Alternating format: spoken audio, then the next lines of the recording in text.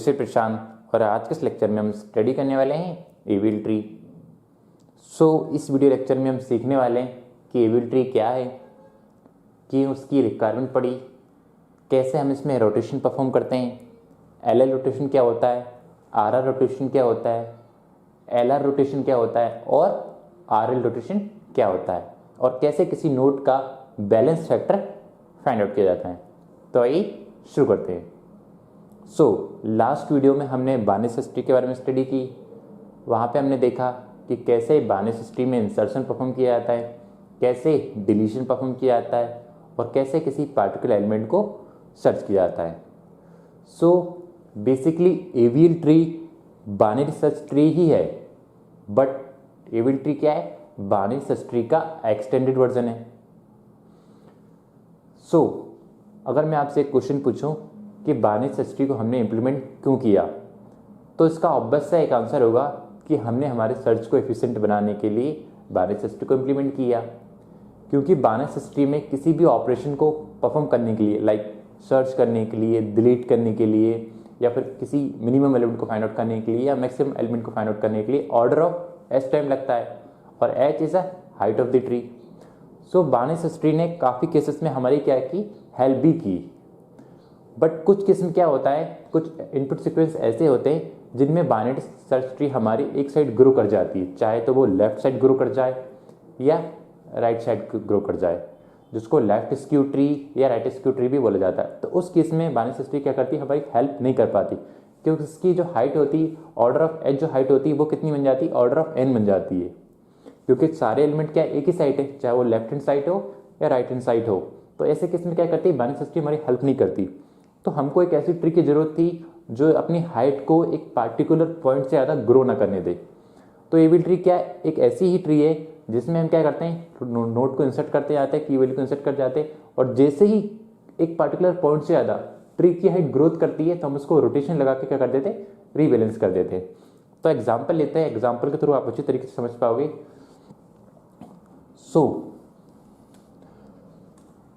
Now अगर मैं आपसे पूछूं, हमारे पास एक बार्नेस सर्च ट्री है, ओके। अब बार्नेस सर्च ट्री में कुछ एलिमेंट दिए हैं आपके 1 2 3 4 लाइक दैट। अब इन एलिमेंट को आपको क्या करना है, इंसर्ट करना है। तो कैसे इंसर्ट करोगे, पहला एलिमेंट आएगा उसको रूट नोड पे, दूसरा नोड आएगा उसको कंपेयर करेंगे, अगर ग्रेटर होगा तो राइट हैंड साइड और लेस होगा तो लेफ्ट हैंड साइड। 2 क्या है, ग्रेटर, तो राइट हैंड साइड। 3 को लाएंगे, रूट नोड से कंपेयर करेंगे, 3 क्या है, ग्रेटर है तो राइट हैंड साइड, 2 से ग्रेटर है तो राइट हैंड साइड। 4 को लाएंगे, इससे कंपेयर करेंगे, ग्रेटर है 1 से राइट हैंड साइड, 2 से ग्रेटर है 4 राइट हैंड साइड, 3 से ग्रेटर है right hand side, so 4 like that. इस तरीके से हम क्या करेंगे, एन को इंसर्ट करेंगे और कहाँ जाएगा एन हमारा, ओके। अगर एलिमेंट हमारा इस ऑर्डर में है, n -1 n -2 4 3 2 1, तो पहला एलिमेंट क्या जाएगा, यहाँ जाएगा। दूसरा एलिमेंट आएगा जो n -1 जो इससे छोटा है तो लेफ्ट हैंड साइड। तीसरा एलिमेंट इससे छोटा है तो लेफ्ट हैंड साइड, इससे भी छोटा है तो और लेफ्ट हैंड साइड। इस तरीके से क्या करेंगे, हम एलिमेंट को इंसर्ट करेंगे।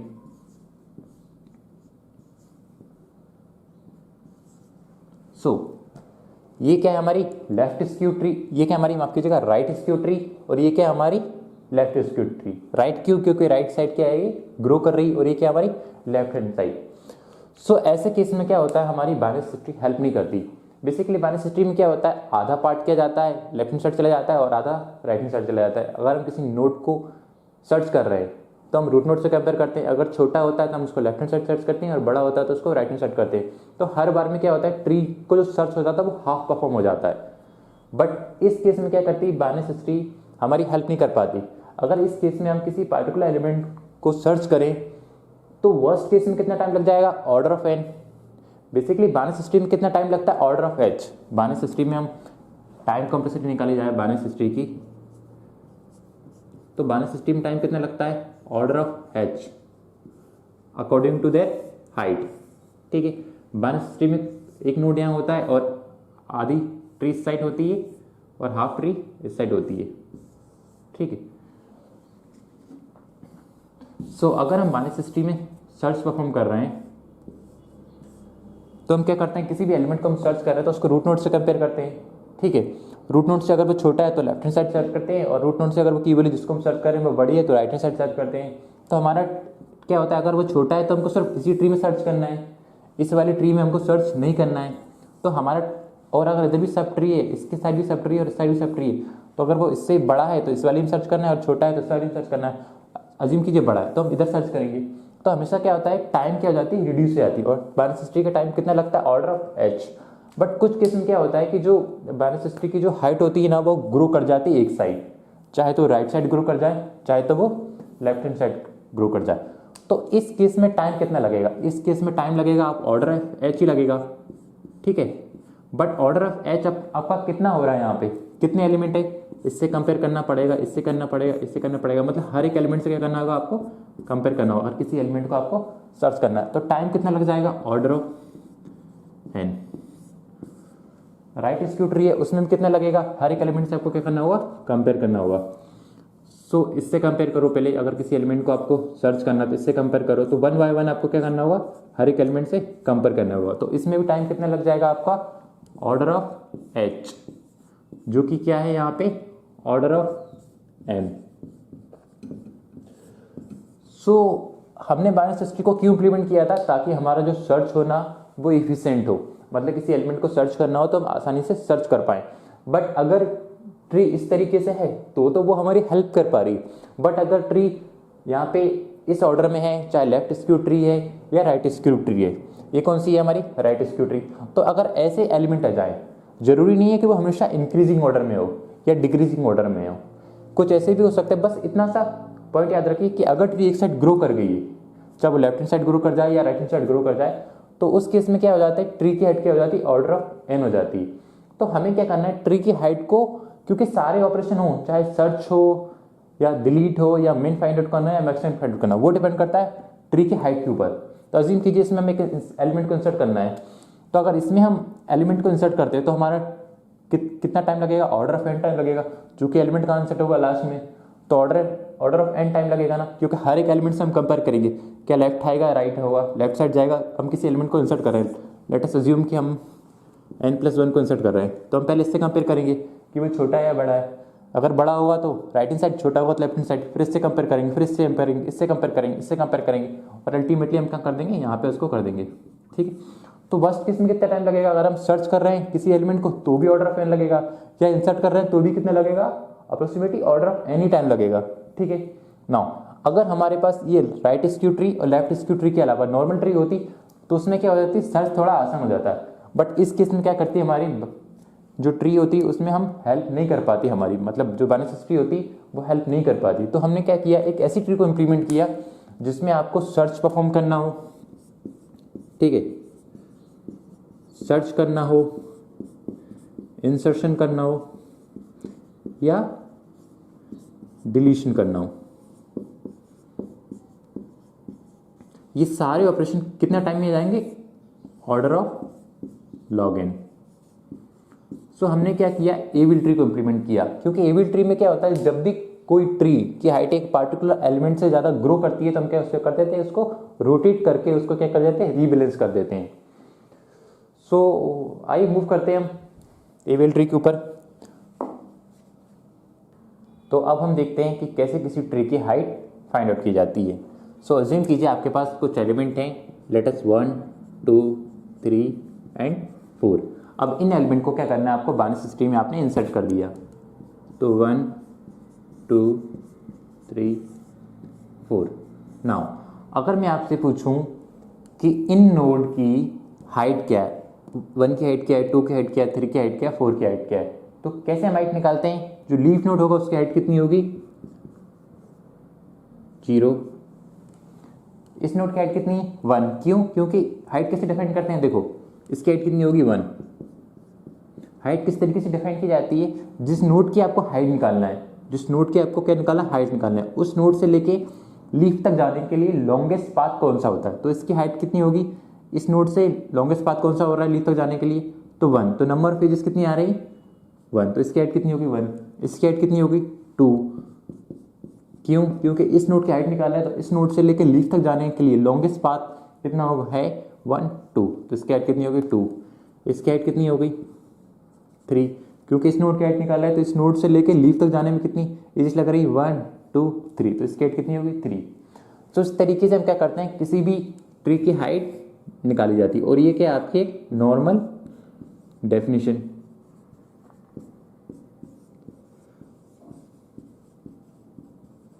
सो इस तरीके से हम क्या कर रहे थे, अभी तक ट्री की हाइट निकाल रहे थे। But in case of ABL tree हम ट्री की हाइट को अलग तरीके से डिफाइन करते हैं, सिर्फ और सिर्फ एबीएल के केस में। कैसे, आइए देखते हैं। जो लीफ नोट होगा ना, जैसे नॉर्मली क्या करते हैं, लीफ नोट की हाइट कितनी होती, 0 होती है, और उसके वाले की 1 देन 2 देन 3, इस तरीके से हम क्या करते हैं, उसकी हाइट डिफाइन करते हैं इस ट्री के अकॉर्डिंग, ठीक है। बट अगर ये एबीएल ट्री के अकॉर्डिंग इसके हाइट डिफाइन करते हैं तो कैसे करते हैं, जो लीफ नोट होगा ना उसकी हाइट हम कहाँ से स्टार्ट करते हैं 1 से, और इसकी हाइट कितनी होगी 2, ठीक है। इसकी हाइट कितनी होगी 3, इसकी हाइट कितनी होगी 4। तो हमेशा याद रखो लीफ नोट जो मतलब कि हमारी एबीएल ट्री डिस्कस करना, उसमें हम किस तरीके से डिफाइन करेंगे, लीफ नोट की हाइट कितनी होगी 1, एंड देन उसके ऊपर वाले की 2, उसके ऊपर वाले की 3, इसके ऊपर वाले की 4। तो एबीएल ट्री के आपको क्वेश्चन सॉल्व करना है तो ये वाली मेथड के बेसिस पे आपको क्या करना है, ट्री की हाइट को फाइंड आउट करना है। सो नाउ अगर हम बात करें कि बायनेंस ट्री में ट्री की हाइट ग्रोथ क्यों हो रही थी, अगर बायनेंस ट्री की बात करें तो उसमें क्या हो रहा है, जो नोड आ रहे थे अगर वो एक पार्टिकुलर ऑर्डर में आए तो या तो ट्री हमारी क्या हो सकती है, राइट हैंड साइड ग्रो कर सकती है या हमारी लेफ्ट हैंड साइड ग्रो कर देगी। तो उस केस में क्या होता है, ट्री की हाइट क्या हो जाती है, ऑर्डर ऑफ n हो जाती है। But in case of ABL tree हम ट्री की हाइट को ग्रोथ नहीं होने देते। जैसे ही वो मतलब एक पार्टिकुलर पॉइंट से ज़्यादा ग्रोथ होती है तो उसको क्या करते हैं, उसी टाइम बैलेंस कर देते हैं। अब बैलेंस कैसे करेंगे हम, या कितनी हाइट तक हम उसको अलाउ करेंगे, कितनी हाइट के बाद हम उसको बैलेंस करेंगे, या कितनी हाइट तक हम उसको अलाउ नहीं करेंगे, तो उस चीज के लिए हमको किस चीज की जरूरत पड़ेगी, balance factor. So balance factor क्या होता है,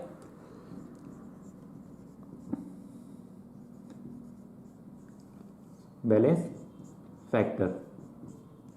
सो बैलेंस फैक्टर आपको क्या करता है, आपको हेल्प करता है कि किसी भी ट्री है उसकी हाइट कितनी हाइट तक हम इसको अलाउ करेंगे और कितनी हाइट के बाद हम उसको अलाउ नहीं करेंगे। और जैसे ही उसका उस पॉइंट तक आ जाएंगे कि हाँ अब इसको हम अलाउ नहीं कर सकते, तो हम किसको क्या करते हैं, उसको रोटेशन लगा के बैलेंस कर देते हैं। देखते हैं। सो बैलेंस फैक्टर हमको क्या करना होगा, ट्री के हर एक नोड का हमको क्या निकालना होगा, बैलेंस फैक्टर निकालना होगा। और किस तरीके से निकाला जाता है बैलेंस फैक्टर, बैलेंस फैक्टर निकाला जाता है height of left subtree minus height of right sub tree. So example लेते हैं और एग्जाम्पल के थ्रू क्या इसको समझते हैं। सो अज्यूम कीजिए आपके पास एक ट्री गिवन दी हुई है, लेट अस 1 2 एंड 3। सो अब हम क्या कर रहे हैं, एबीएल ट्री के बारे में स्टडी कर रहे हैं, तो हमेशा क्या करो, हाइट को इस तरीके से एज्यूम करना है। मतलब लीफ नोड की हाइट कितनी होगी 1, देन उसकी 2, देन 3, देन 4। अज्यूम कीजिए एक ट्री आपको दी है, अब इस ट्री का आपको क्या निकालना है, बैलेंस फैक्टर निकालना है। तो बैलेंस फैक्टर निकाला भी क्यों जाता है, बेसिकली कि हम एक पार्टिकुलर पॉइंट के बाद जब हमें लगे कि ट्री क्या हो रही है, अनबैलेंस हो रही है, उसको रोटेट करना है अब हमको, तो इसलिए हम क्या करते हैं, बैलेंस फैक्टर निकाला जाता है। या इसलिए भी बैलेंस फैक्टर निकाला जाता है कि कोई ट्री आपको दी हुई है और आपसे पूछा जाए कि ये एबीएल ट्री है या नहीं है, तो आप बैलेंस फैक्टर निकाल के आप बता सकते हो कि वो ट्री एबीएल ट्री है या नहीं है। तो बेसिकली एबीएल ट्री में जो बैलेंस फैक्टर निकाला जाता है, अगर किसी भी जो ट्री है ना उसकी हाइट का जो डिफरेंस होगा, height of left subtree minus height of right sub tree, अगर इसका डिफरेंस 0 हुआ, -1 हुआ या 1 हुआ, अगर ये तीन में से कोई भी है, किसी भी हर एक नोट का हम क्या निकालेंगे, बैलेंस फैक्टर निकालेंगे। और अगर वो बैलेंस फैक्टर 0 आया, -1 आया या 1 आया, इन तीनों में से कोई भी आया तो हम बोल देंगे कि भैया वो क्या है, एबीएल ट्री है। और अगर इन तीनों में से अगर नहीं आया तो हम बोल देंगे कि वो एबीएल ट्री नहीं है।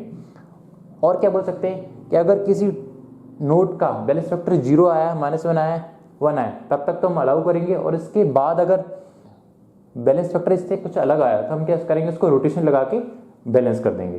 तो देखते हैं कैसे। अब मैं आपसे पूछता हूं कि इस नोट का बैलेंस फैक्टर क्या है, बैलेंस फैक्टर ऑफ 3। तो कैसे निकाला जाता है, height of left subtree minus height of right subtree. तो बैलेंस फैक्टर इसका निकालना है, तो इसकी लेफ्ट हैंड साइड वाली ट्री है नहीं है, तो ऑब्वियस सी बात है हाइट कितनी होगी 0, इसके साथ राइट हैंड साइड वाली ट्री है नहीं है, तो अब उसकी बात है, उसके भी हाइट कितनी होगी उसकी हाइट भी कितनी होगी 0। तो 0 माइनस 0 कितनी हो जाएगी 0। तो इस नोड का बैलेंस फैक्टर कितना है 0। इस नोड का बैलेंस फैक्टर कितना होगा, बैलेंस फैक्टर कैसे निकाला जाता है, height of left subtree minus height of right subtree.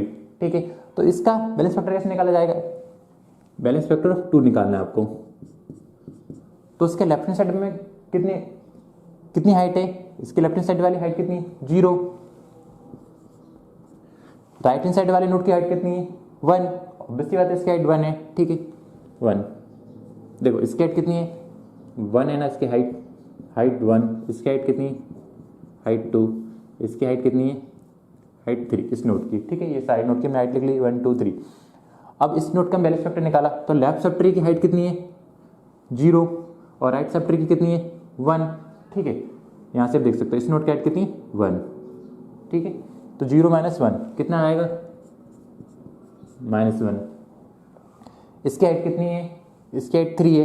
Balance factor कैसे निकाला जाएगा इसका भी, height of left subtree minus height of right subtree. तो लेफ्ट सब ट्री की हाइट कितनी है हमारी 0 और राइट सब ट्री की हाइट कितनी है, राइट सब ट्री की हाइट कितनी है 1 2, तो माइनस का 2, तो कितना आएगा बैलेंस फैक्टर -2। तो देखो पहले वाले नोट का बैलेंस फैक्टर कितना है हमारा -2 -1 0।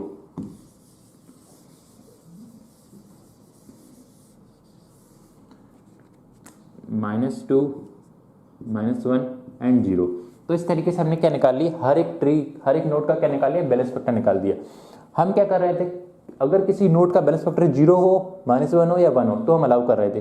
क्या इसका इन तीनों में से कोई है, हाँ दैट इज फाइन, ये नोट की वजह से कोई प्रॉब्लम नहीं है, इसका -1।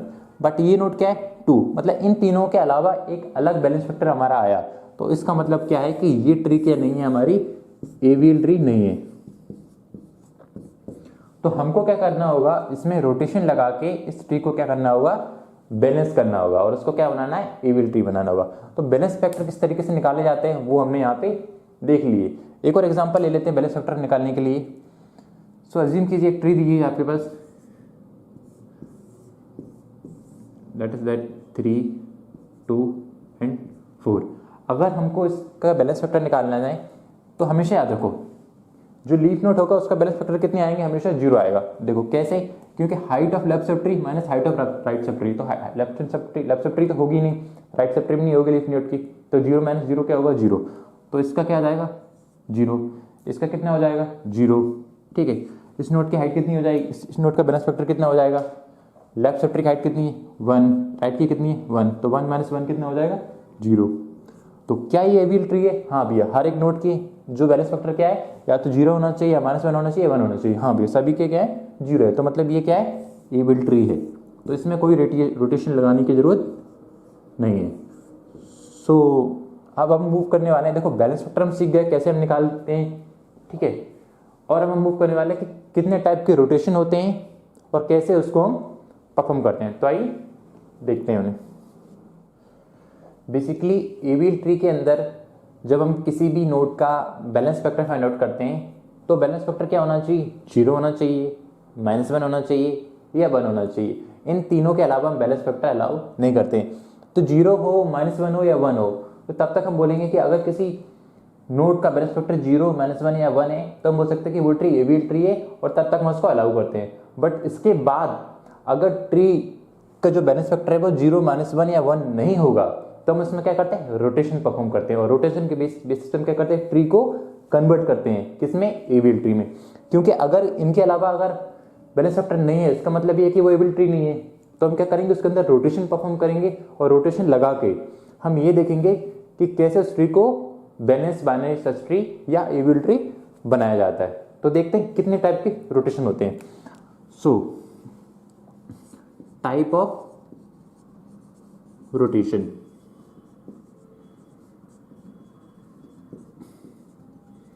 सो बेसिकली 4 टाइप के रोटेशन होते हैं। पहला होता है एलएल रोटेशन,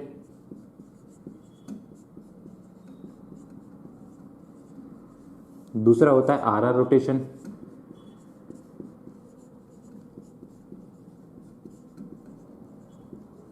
तीसरा होता है एलआर रोटेशन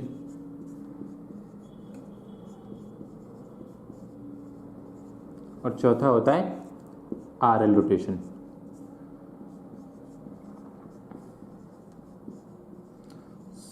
स्टार्ट के जो दो होते हैं ना, LL रोटेशन और RR रोटेशन, वो क्या होता है, सिंगल रोटेशन परफॉर्म करना होता है ट्री को बैलेंस करने के लिए, ठीक है, सिंगल रोटेशन।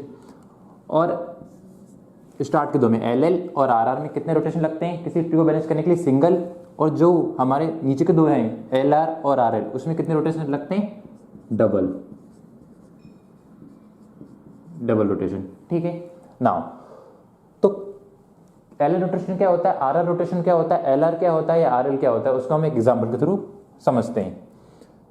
सो अज्यूम कीजिए आपके पास क्या है, कुछ एलिमेंट दिए हैं। अब हम क्या करेंगे, उन एलिमेंट को क्या करेंगे, इंसर्ट करेंगे सिंपली। तो अज्यूम कीजिए आपके पास एक कुछ एलिमेंट है, लेट अस 3 2 1। तो आपको क्या करना है, इन एलिमेंट को क्या करना है, ट्री में इंसर्ट करना है, सिंपली किसमें, एबल ट्री में इंसर्ट करना है। तो अज्यूम कीजिए 3 आया, मैंने इंसर्ट कर दिया, ठीक है, ओके। एंड 3 के बाद क्या है, 2 आया, 2 को कंपेयर करेंगे रूट नोड से, ओके।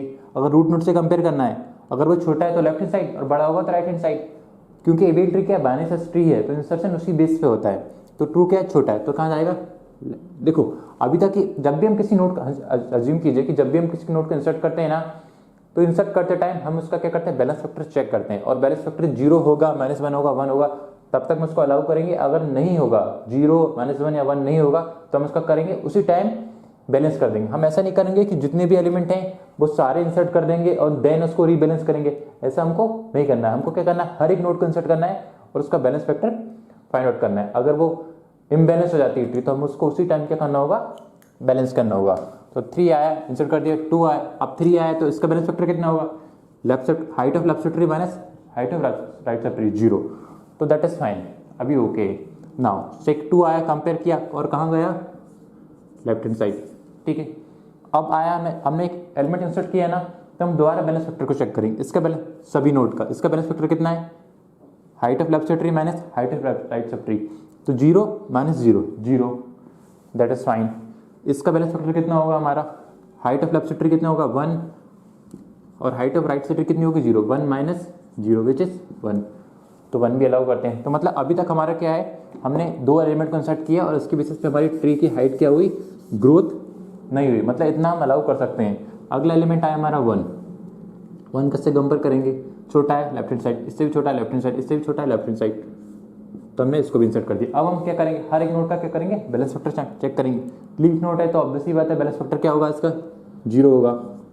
इस नोड का बैलेंस फैक्टर क्या होगा, height of left subtree minus height of right subtree, तो height of left subtree कितनी है, 1, height of right subtree कितनी है, 0, तो 1 - 0 विच इज 1, ठीक है।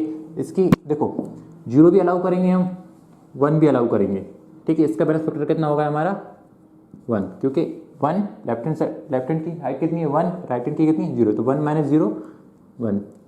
नाउ हाइट ऑफ द, इस नोड की height find out, balance factor find out करेंगे नोड 3 का, तो कैसे करेंगे, height of left subtree कितनी, height of left subtree 2, 1 and 2, ठीक है। और height and right subtree कितनी है, 0, क्योंकि राइट सब ट्री इसके है ही नहीं, तो ऑब्वियसली बात है 0 ही हाइट होगी, तो 2 - 0 कितना हो जाएगा, 2, सो इसके बैलेंस फैक्टर कितना होगा, 2। सो मैंने आपसे क्या कहा था कि हर एक नोड का बैलेंस फैक्टर कितना होना चाहिए, 0 होना चाहिए, -1 होना चाहिए, 1 होना चाहिए। अगर ये है तो वो ट्री क्या है, एबल ट्री है, और अगर ये नहीं है तो वो ट्री क्या है, एबल ट्री नहीं है। तो हमको क्या करना होगा, उसमें रोटेशन लगाना होगा और रोटेशन के बेसिस पे हमको क्या करना होगा, उसको बैलेंस करना होगा। तो देखो 0 is fine, 1 is fine, but 2 हमारी रेंज में नहीं है। इसका मतलब क्या है कि ट्री क्या है, इम्बैलेंस है, तो आपको क्या करना होगा, उसको बैलेंस करना होगा। तो बैलेंस कैसे करना है, आपको कैसे रोटेशन लगाना है और कैसे पता करना है कि इसमें LL रोटेशन लगेगा, RL लगेगा, LR लगेगा या RL लगेगा। तो देखो जो नोड बैलेंस हुआ ना, जो नोड इम्बैलेंस हुआ उस नोड पे देखो, ठीक है। अब उस नोड से आपको जिस नोड, जो नोड इम्बैलेंस हुआ है वहां से आपको क्या करना है, रोटेशन देखना है कि कौन सा इसमें लगेगा, और कहां तक देखना है कि कौन सा नोड इसमें इंसर्ट करने से हमारा क्या हुआ, ट्री बिगड़ी हुई है।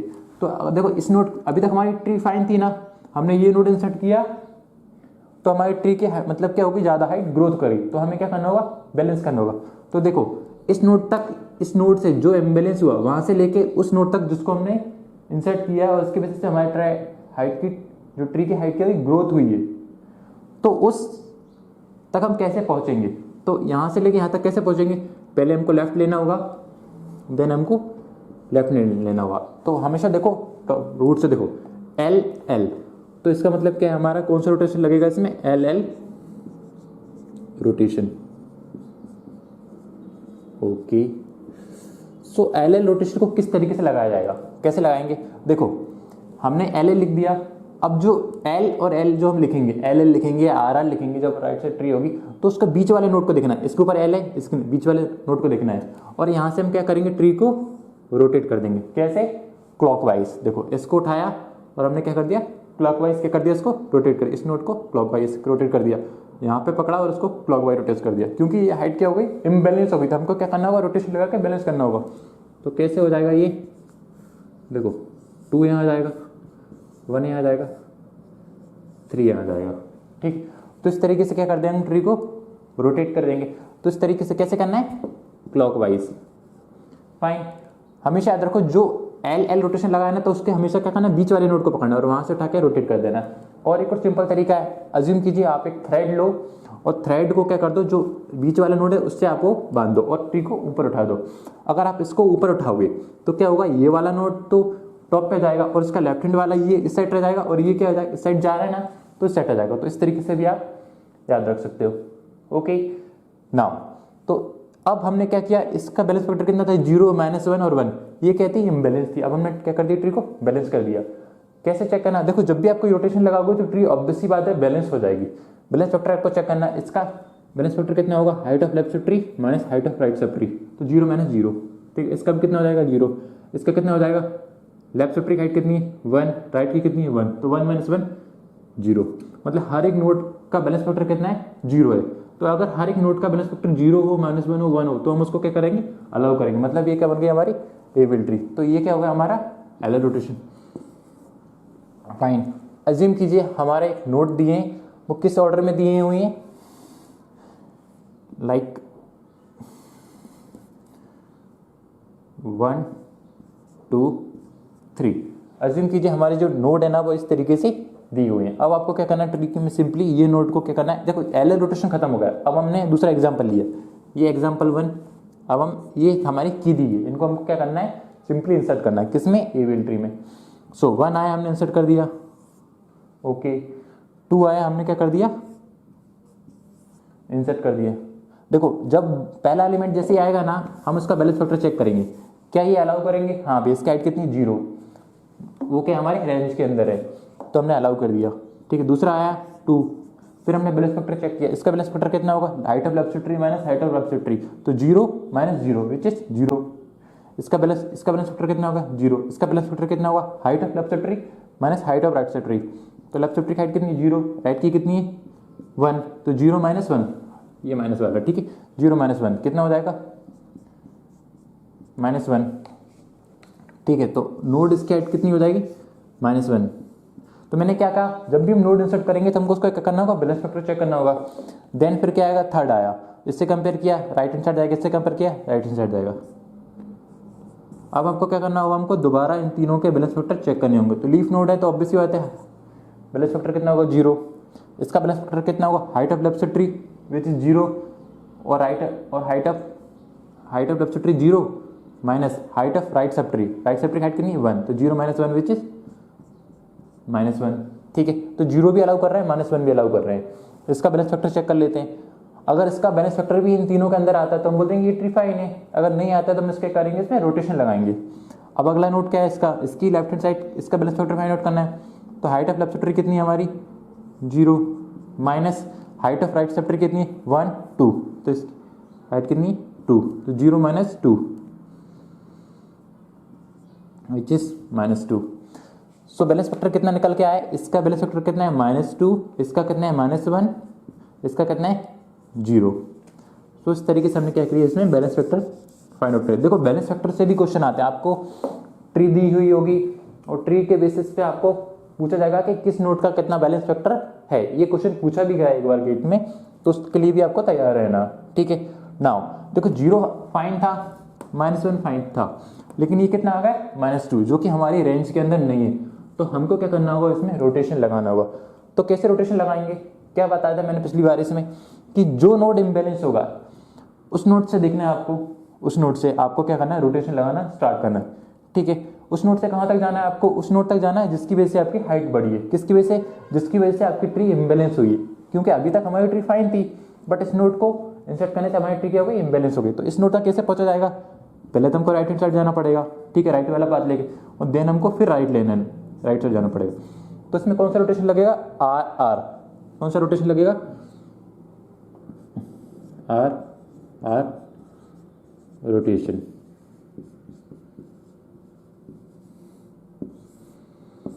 सो आर रोटेशन कैसे परफॉर्म किया जाता है, देखो हमेशा देखो आर रोटेशन कैसे परफॉर्म किया जाएगा, कौन सा नोड इम्बैलेंस हुआ था, ये वाला।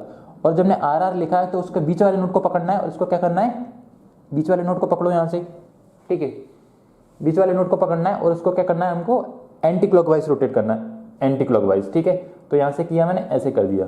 जो आर लिखा है ना, उसके बीच वाले नोड को पकड़ो और एंटी क्लॉकवाइज। इसमें क्या करते हैं, क्लॉकवाइज घुमाते हैं, और इसमें क्या करते हैं, एंटी क्लॉकवाइज घुमाते हैं। तो कैसे हो जाएगा ये ट्रिक, कैसी बन जाएगी हमारी, रोटेशन लगाने के बाद 2 यहाँ आ जाएगा, 1 यहाँ आ जाएगा, या 3 यहाँ आ जाएगा। और या आप थ्रेड वाला एग्जांपल लेके समझना चाहते हो तो आपको क्या करना है, जो देखो इसमें एल लगा था उसको बीच वाले नोड को पकड़ा था और हमने सिंपली इसको ऊपर उठा दिया था, तो 1 साइड आ गया था, 2 रूट नोड बन गया था, 3 साइड आ गया था। इसमें भी आप अप्लाई कर सकते हो कि आपको क्या करना है, जो बीच वाला नोड है उसमें क्या करना है, थ्रेड बांधना है और उसको उठा देना। अब विजुलाइज करो थोड़ा सा, उसको उठाओगे तो 1 क्या आ जाएगा हमारा, लेफ्ट हैंड साइड आ जाएगा। ठीक है, और 2 तो हमारा रूट नोड बन जाएगा क्योंकि हम इसको पुल करेंगे ऊपर की ओर।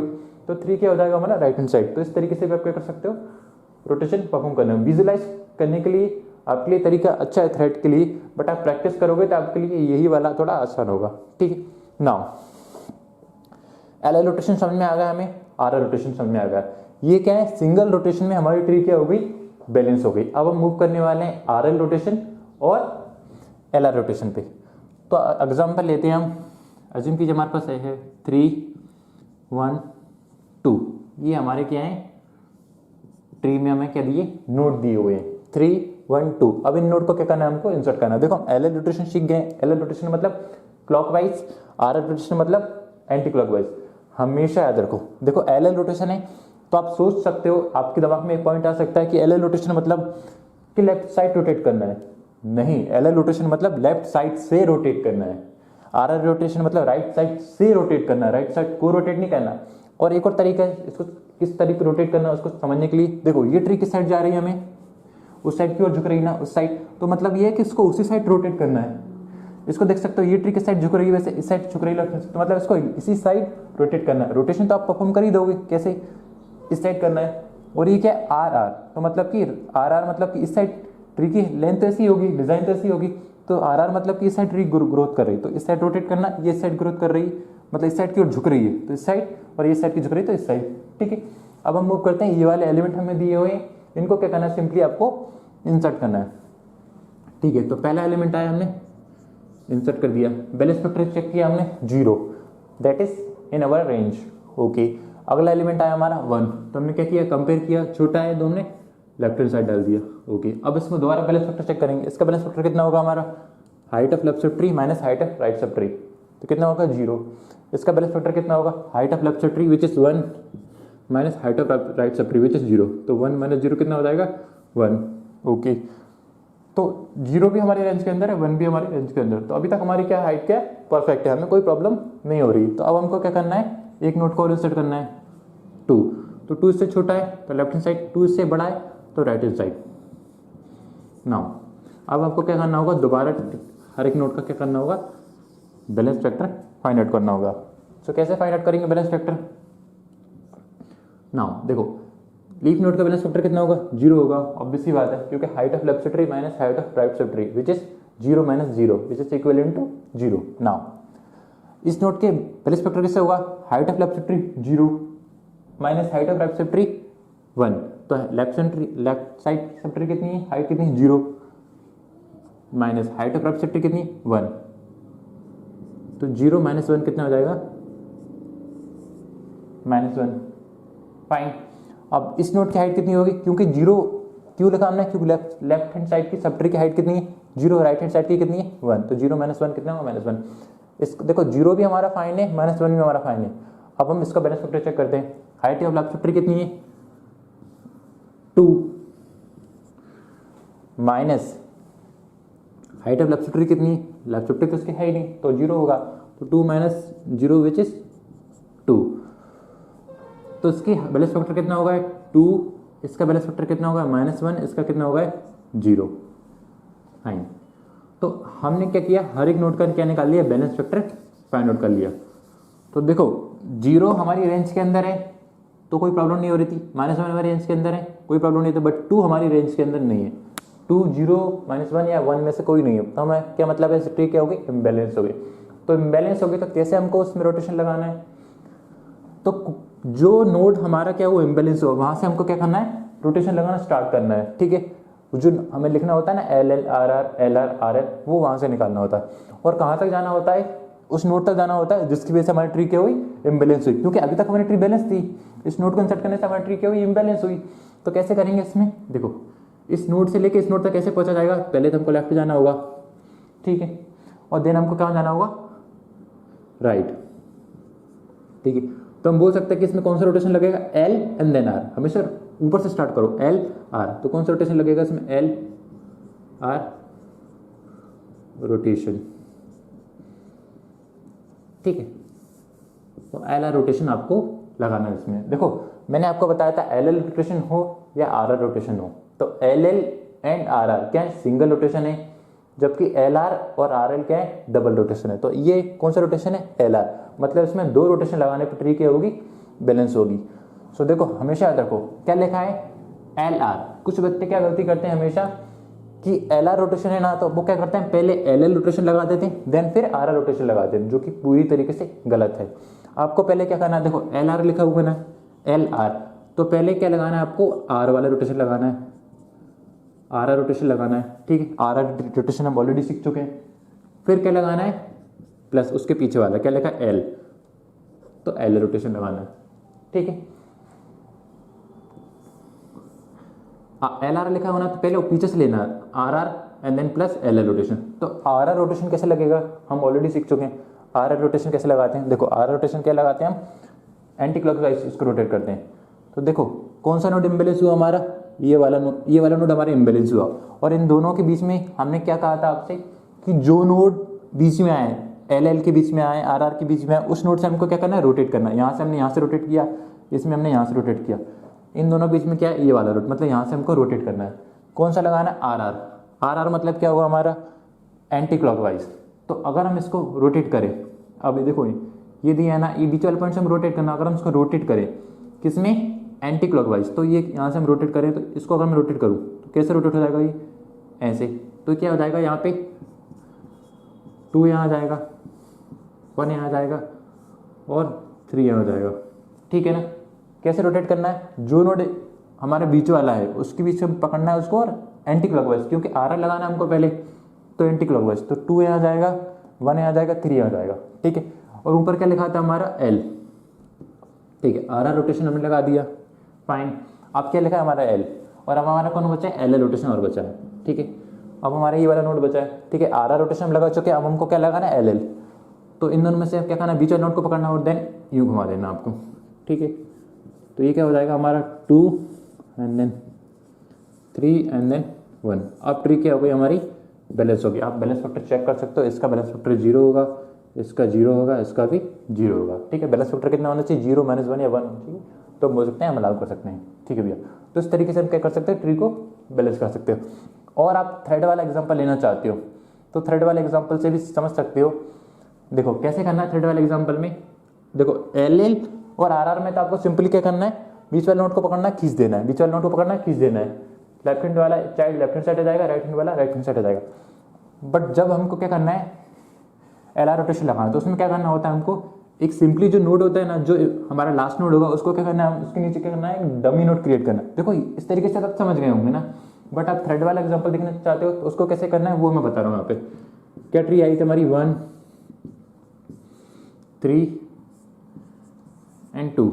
ठीक है, ठीक से बना लेते हैं इसको।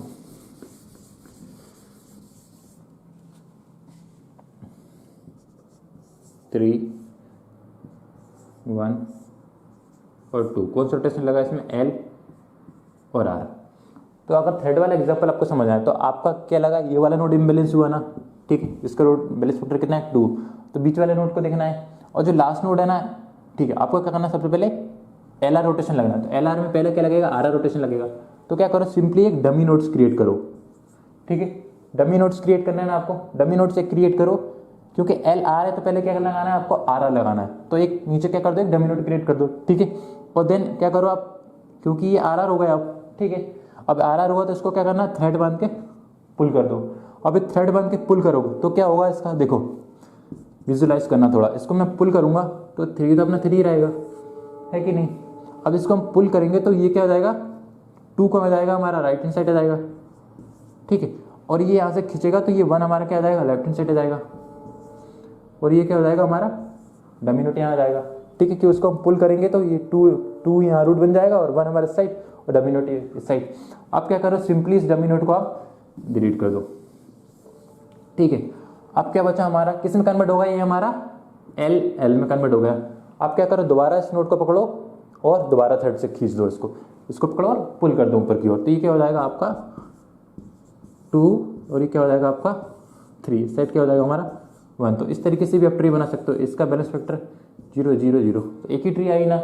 तो आप थ्रेड वाले एग्जाम्पल से समझ सकते हो, अगर आप एग्जाम में भूल सकते हो तो इस तरीके से आप विजुलाइज करके आप उस क्वेश्चन का आंसर कर पाओगे। तो हमने क्या किया, 3 रोटेशन देख ली, LL रोटेशन देख लिया, RR रोटेशन देख लिया हमने, LR रोटेशन देख लिया, और हम लास्ट रोटेशन देखते हैं हमारा RL रोटेशन, ठीक है। सो अज्यूम कीजिए हमारे पास कुछ एलिमेंट दिए हुए हैं, देखो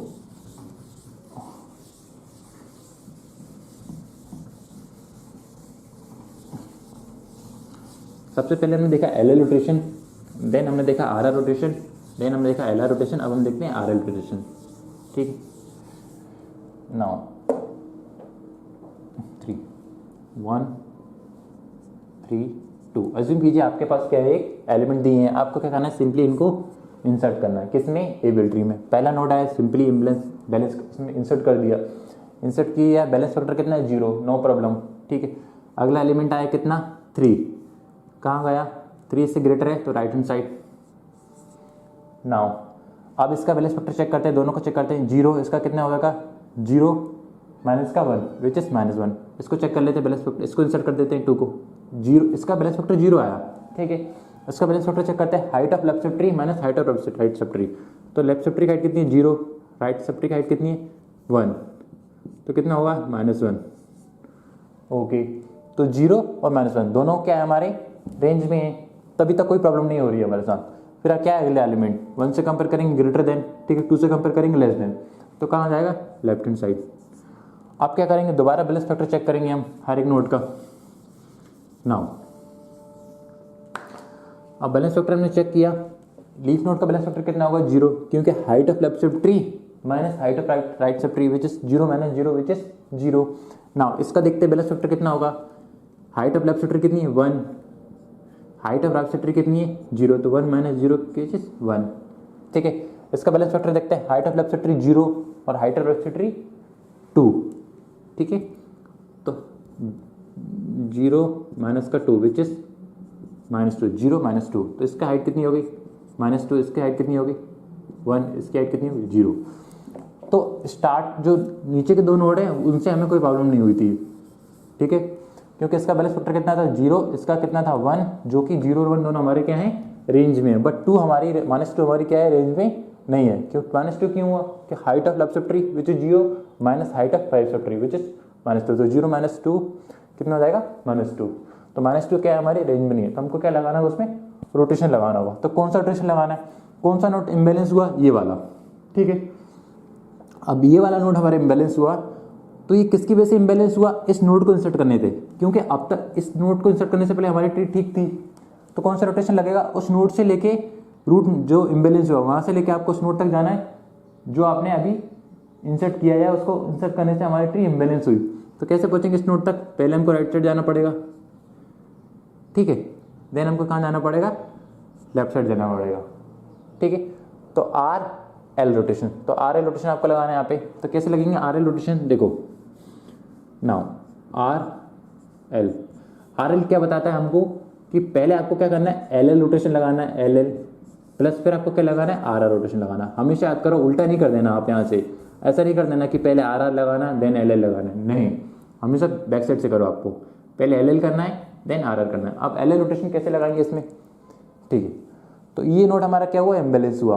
कैसे इम्बैलेंस हुआ, तो कौन सा रोटेशन लगेगा, आर और एल रोटेशन लगेगा। आर एल रोटेशन किसके इक्विवेलेंट होता है, पहले एल एल लगता है देन आर एल लगता है, fine.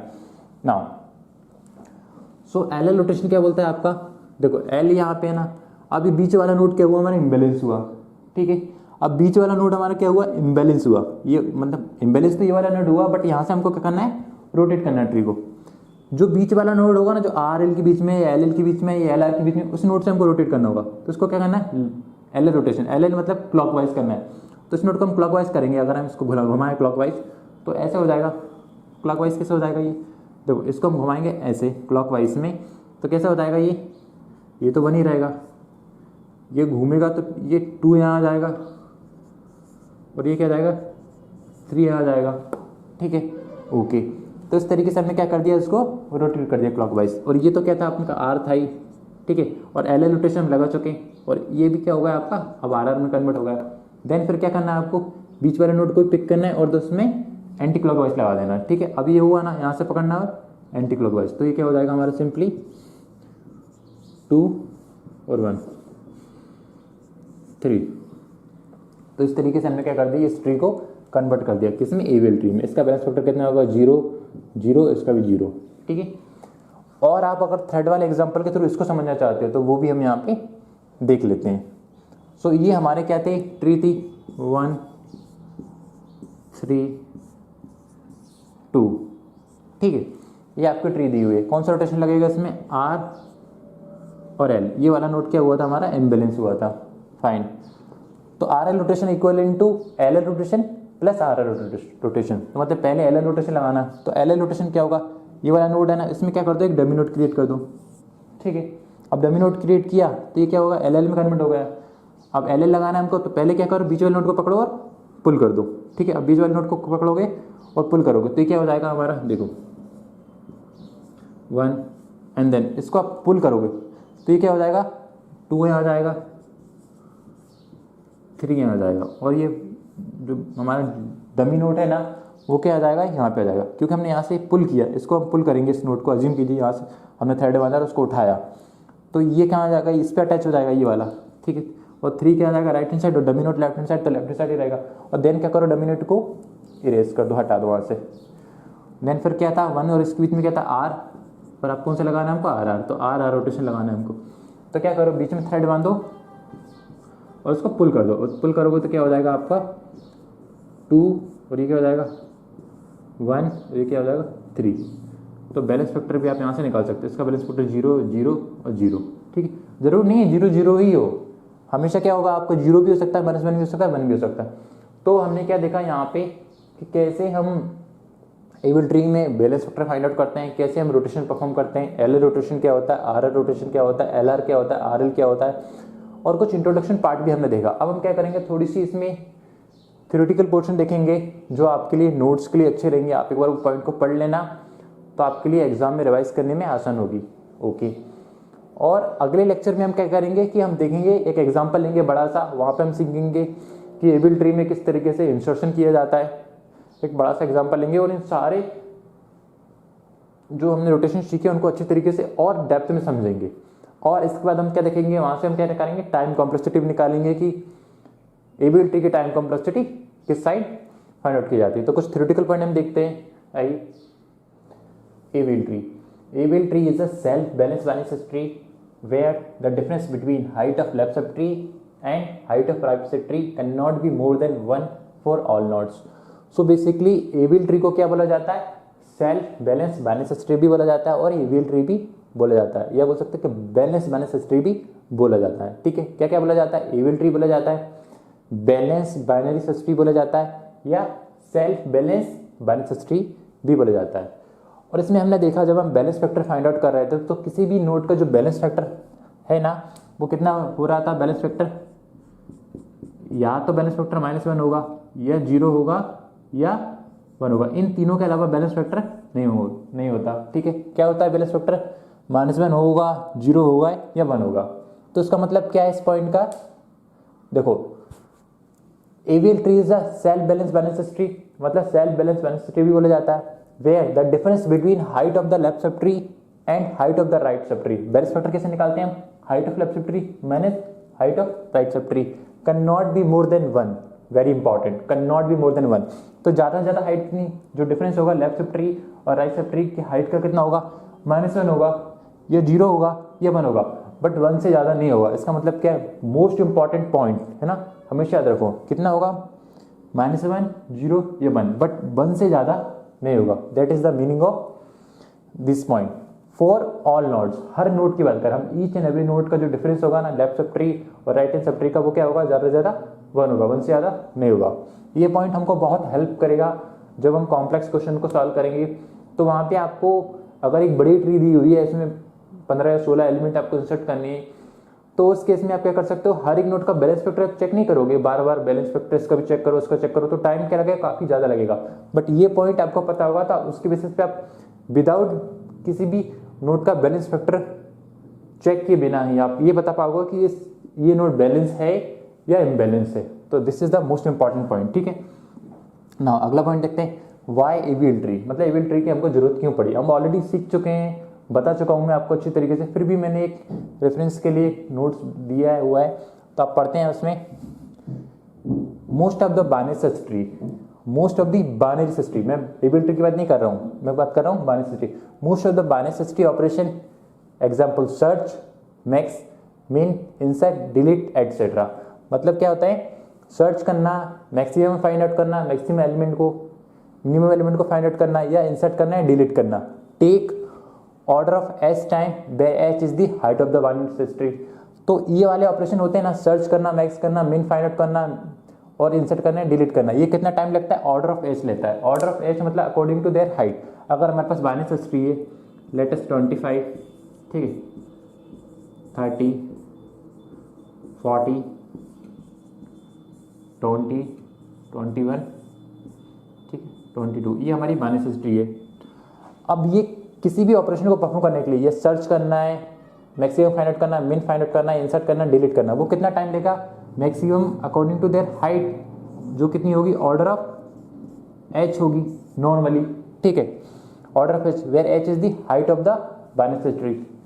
The cost of those operation may become order of n, मतलब ये कॉस्ट होता है ना, ऑर्डर ऑफ एच जो हाइट है, may become n, n is the number of node for skew binary tree. अगर यही नोड अगर आपको इस ऑर्डर में आ जाए, अज्यूम कीजिए किस ऑर्डर में आ जाए, कोई नोड ऐसा हो 1 2 3 टिल n, तो हाइट हमारी कितनी हो गई, ऑर्डर ऑफ एच जो हाइट है ना, वो किसके इक्विवेलेंट हो गई, ऑर्डर ऑफ n के इक्विवेलेंट हो गई। क्योंकि पहले ये ऑर्डर ऑफ n के इक्विवेलेंट नहीं थी कि आपको किसी भी ऑपरेशन को परफॉर्म करना है तो वो मैक्सिमम कितना टाइम लगता है उसकी हाइट के अकॉर्डिंग। बट अगर आपकी ट्री राइट साइड स्क्यू कर गई है, राइट स्क्यू ट्री है, राइट क्यू ट्री है, राइट स्क्यू ट्री है, या लेफ्ट स्क्यू ट्री है, तो उस केस में क्या लगता है, आपका ऑर्डर ऑफ n टाइम लगता है, जो कि हाइट की इक्विवेलेंट है। तो उस केस में क्या होता है, देखो, where h is the height of the velocity, the cost of those operation may become order of n। Order of n time लगेगा यहाँ पे, आपको इंसर्ट करना तो लास्ट में जाएगा, सर्च करना होगा तो हर एक एलिमेंट से आपको सर्च करना होगा। ठीक है, order of n for skew binary tree. Skew binary tree कौन सी होती है, लेफ्ट स्क्यू ट्री, मतलब लेफ्ट साइड सारे चले जाएंगे नोड और लेफ्ट साइड ग्रोथ करेंगे, और राइट स्क्यू ट्री में राइट साइड ग्रोथ करेंगे। Now if we make sure that height of the trees remain log n, अगर हम चाहते हैं कि हमारी जो ट्री की हाइट क्या हो, log n ही रहे, log n से ज्यादा ग्रोथ ना करे, तो हमको क्या करना होता है, AVL ट्री का यूज करना होता है। log n for all those operation, मतलब इन सभी ऑपरेशन को हम चाहते हैं कि log n टाइम में हो जाए, तो height of the AVL tree is always log n where n is the number of node। तो हम क्या करते हैं, उसमें रोटेशन लगा के ट्री को क्या कर देते हैं, बैलेंस कर देते हैं, और उसके बेसिस पे क्या होती है, ट्री हमारी क्या होती है, अल्टीमेटली बैलेंस हो जाती है। हमने रोटेशन लगा के देखे थे तो बैलेंस हो गई, तो सारे काम क्या होंगे, हमारे log n टाइम में हो जाएंगे। क्योंकि ये वाली ट्री अगर बाइनरी ट्री है तो इसमें आप इंसर्ट करोगे तो लास्ट में इंसर्ट होगा, ऑर्डर ऑफ n टाइम। ठीक है, सर्च करना है तो ऑर्डर ऑफ n टाइम। ठीक है, डिलीट करना है तो उसके लिए भी आपको ऑर्डर ऑफ n टाइम लगेगा।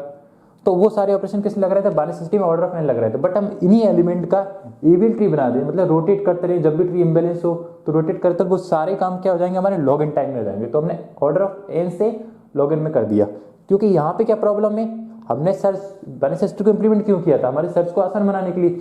बट अगर ट्री हमारी एक साइड ग्रो कर गई तो हमें तो हर एक एलिमेंट से कंपेयर करना पड़ना है, हर एक एलिमेंट से कंपेयर करके बताना होगा कि कहाँ पे एलिमेंट इंसर्ट होगा या कौन से एलिमेंट को हम सर्च करें। तो वो तो इक्विवेलेंट होगा कि हम लिंक लिस्ट में जैसे सर्च कर रहे हैं, तो फिर तो ट्री का जो पर्पस था वो पूरा बर्बाद चला जाएगा।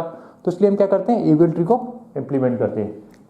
सो अब हम अगली वीडियो में देखने वाले हैं कि कैसे हम एविल ट्री में इंसर्शन परफॉर्म करते हैं, लाइक एक अच्छा सा एग्जाम्पल लेके, एक कॉम्प्लेक्स सा एग्जाम्पल लेके उसको हम समझेंगे, और कैसे हम ट्री की कॉम्प्लेक्सिटी को फाइंड आउट करते हैं, तो वो भी हम देखने वाले हैं। तो थैंक यू गाइस, बाय।